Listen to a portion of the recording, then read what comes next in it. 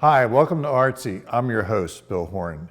My guest today is pastel artist, graphic designer, and the founder of South Jersey's Artist Supporting Artist, G. Matthew Dixon. Matt, welcome to ArtC. Thank you for having me. So the first thing I'd really like to talk about is your Artist Supporting Artist. It's a pretty amazing organization that's gathering a lot of steam. I see a lot of people signing up for it. When did you start this organization and why? I started the organization, the Facebook page, about, I want to say March of last year.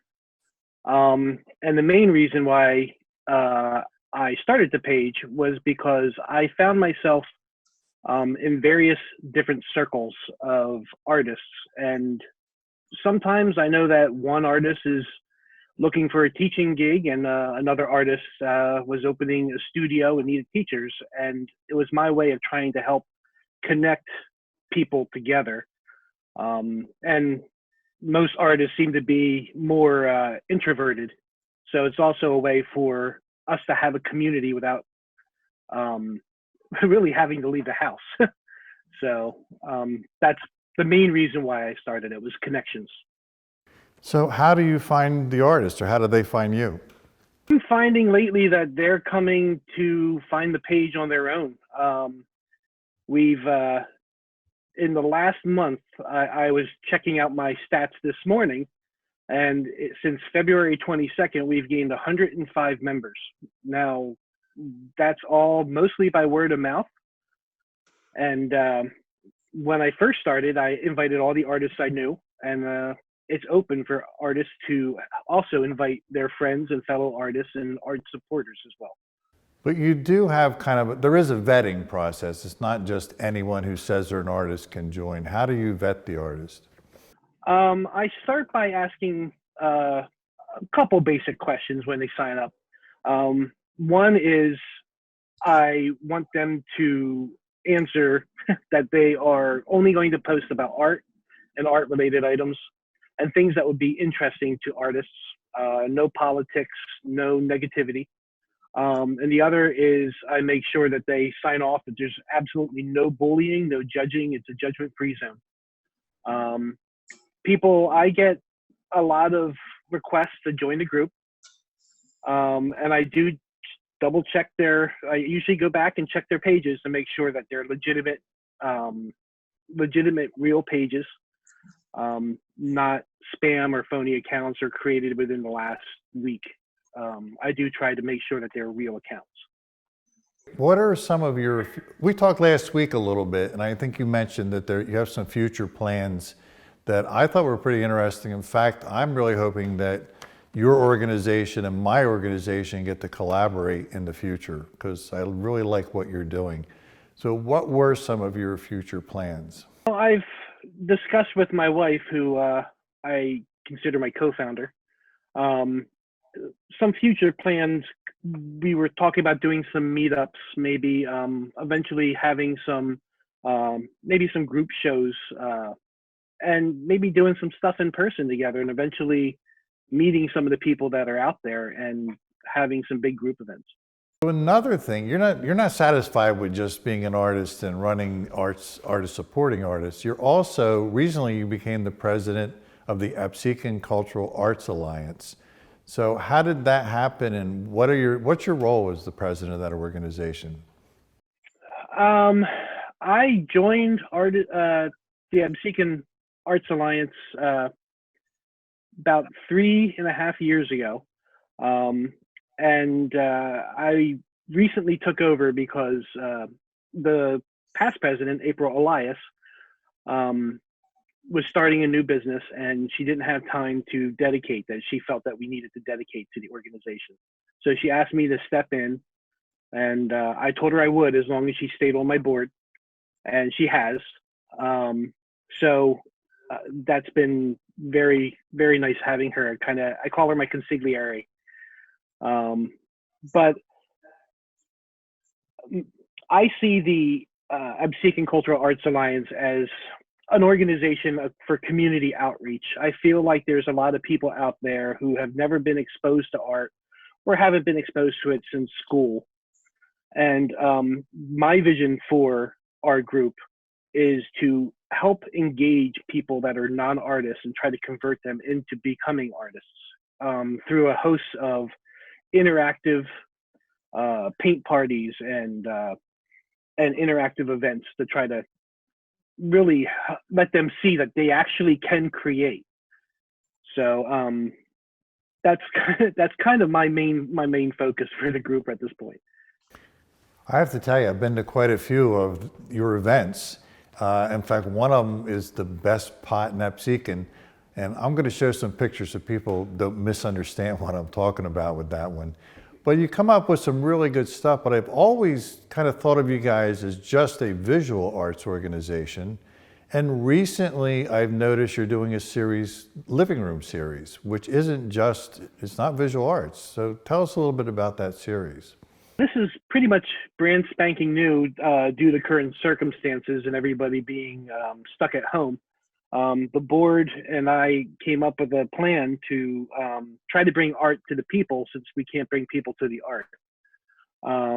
So we are kicking it off next week, next Wednesday, with an acoustic music jam with Mike Sakali, one of our board members.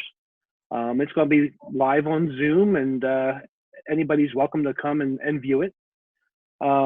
We also have had a couple of our members are writers and have been asking for us to do a poetry reading or a spoken word reading. So the following week, the following Wednesday, I believe it's May 6th, we're going to do a open poetry reading. So we're more than just visual arts. We do have some musicians on the board. We do have some writers on the board. So we're trying to expand and trying to feel out this new territory of virtual meetings. Yeah, I think that's great. And I'm amazed at how much is going on out there with virtual performances and virtual art and gallery tours and everything like that. And I think it's very important that the artists keep producing and keep getting stuff out. And I like the idea of your living room series. I think it's going to be very successful. But let's talk a little bit about you as an artist. You're a pastel artist and you have a series called Meditations. Why did you name it Meditations? I call them meditations because it's my way of kind of being able to focus myself when I'm working with my hands, when I'm working with the pastel. I find myself kind of letting my hand go and just letting my brain go and just trying to be in that moment of creating whatever I'm creating. Not saying that I'm not constantly yelling at myself in my head or not checking values and everything, but I usually find that once I'm done a painting, especially a very difficult painting, I feel relaxed. I feel calmer and I feel more centered. So I call them meditations because it's my way of kind of trying to just commune with nature and kind of try to show some of the beauty that's out there through my work. You made a statement in your artist statement that I really liked. You said, artists are more concerned with the journey, the viewer, it's the destination. And you also said it's part of your job as an artist to share that journey. How do you personally share your journey? I've taken to when I create my pieces, usually, I take pictures of my process, and I've been taking time-lapse video of my process as well. So this way you can see all the stages. One of the things I found helpful to me in learning how to paint is that there's always an ugly phase.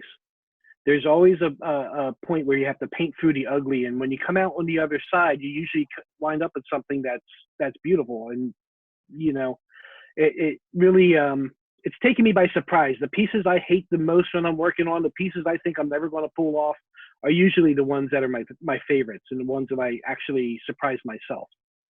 So I try to take all those still shots and all those time-lapse videos, and then I put them into a quick little video just to show people the birth of the painting or how it was created. So it can kind of hopefully give people that are new to their medium a little bit of hope that everybody paints through the ugly. You know, I relate to the ugly so well. When we do a documentary and I look at the first draft or even the second draft and think, oh my God, this is terrible. I mean, is it ever going to reach a point where it's watchable? And then you see it progress and you see changes and this, that, and the next thing you know, when you get done, it's a beautiful documentary. But the beginnings of it, if I showed the beginnings to people, they say, what the hell, man, what are you doing? That's terrible. So I do understand what you're saying. You are a professional graphic designer. In fact, you have your own business. Does your graphic design work affect your fine art? Yeah, I find that they're kind of flip sides of the same coin. With my graphic design business, I am serving a customer. So my job is to give the customer what they want. I can make recommendations, but at the end, it's the customer's final say, which I still love to do. I love graphic design. I love being creative in any way, shape, or form. So when it comes to my fine art, however, I am the customer. It's what I want to do. I trust my instincts and I go in the direction that I want to head. So they are flip sides of the same coin, and they both allow me to use the same tools of composition and color, and it's just different applications. One I use a computer, one I use pastel with. Are you painting much lately? I know I've talked to several artists who said they're really having trouble getting back into their painting. Have you been painting? I try to get out at least once or twice a week. I usually do a painting in one sitting. I don't often go back and rework on a painting. I will work on a painting maybe an hour, 2 hours, depending on how long it takes me. So I try to get out there at least once a week, more if I can.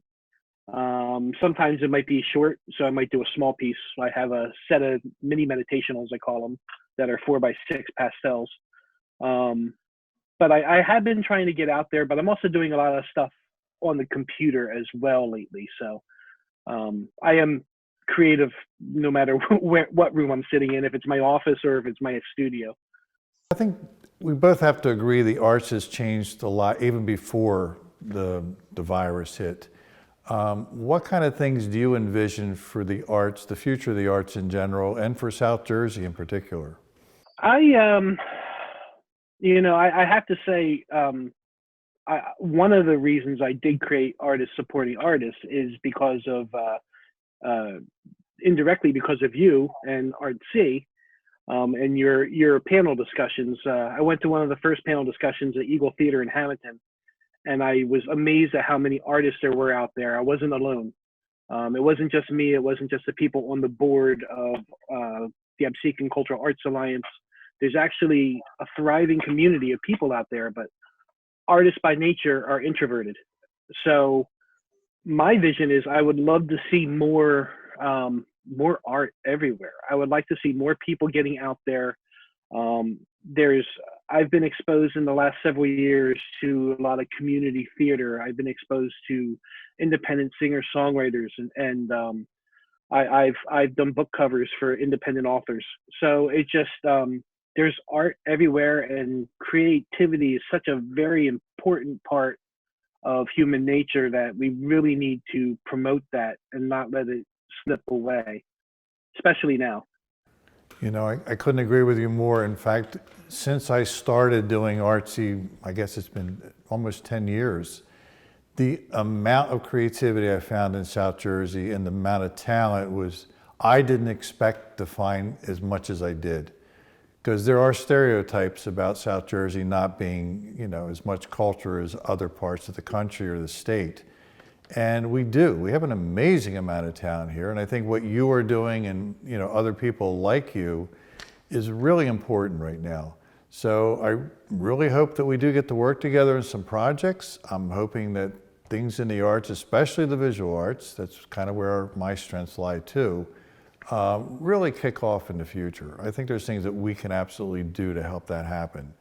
So Matt, I want to thank you for being on today's show. This has been ArtC. I'm Bill Horin. Thanks for watching.